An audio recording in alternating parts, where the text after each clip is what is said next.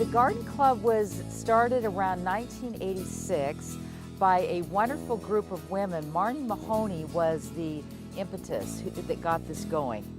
And so they wanted to do community beautification in our beautiful town.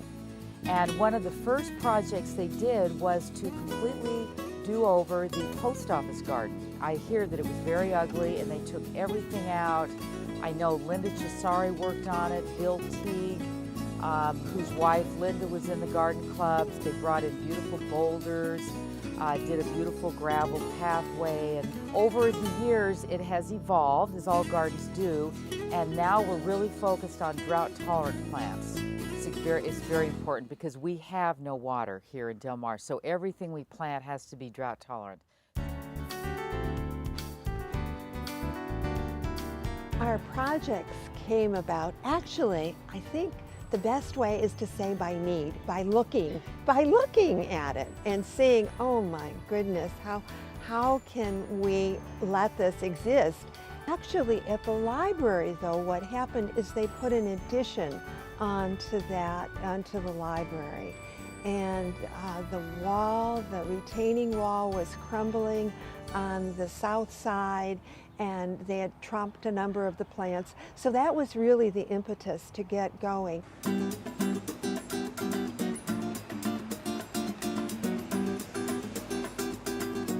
And there is a beautiful sculpture there that's done by James Hubble that many people didn't even know that existed because it was so overgrown by different trees and bushes. So we were quite ruthless and just went in there, and we got the public works people, and they came with backhoes, and we truly did. Well, the way City Hall happened was pretty much the same way as the library happened. We were walking by it, there were a lot of dead bushes. It looked very overgrown and full of dead wood. We had to get permission from the city and also from the board at the Del Mar Garden Club. It looks lighter and it looks friendlier.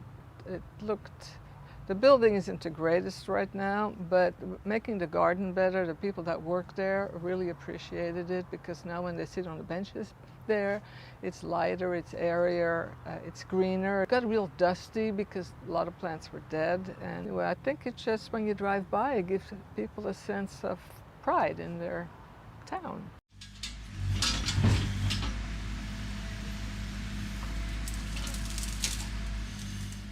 Work ethic. I mean, we're not afraid to getting dirty. I mean, we don't just sit there and sip tea in the garden club. You know, we get our hands dirty, we get our pants dirty, we just get right in there. There was a lady that said a house without a garden is a house without a soul.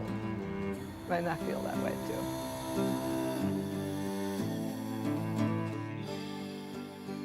One of the greatest joys was just working with my dear friend Bill Teague, who has passed away, but he's always sitting on our shoulders advising us. And when we did the library, he was down in his wheelchair, and he'd go across the street and eyeball everything and look, and he helped us place the rocks, even though he couldn't walk at that time. He was in a wheelchair, and the same way with City Hall. He was there every time, every day when we were working, just giving us advice, so that's very precious.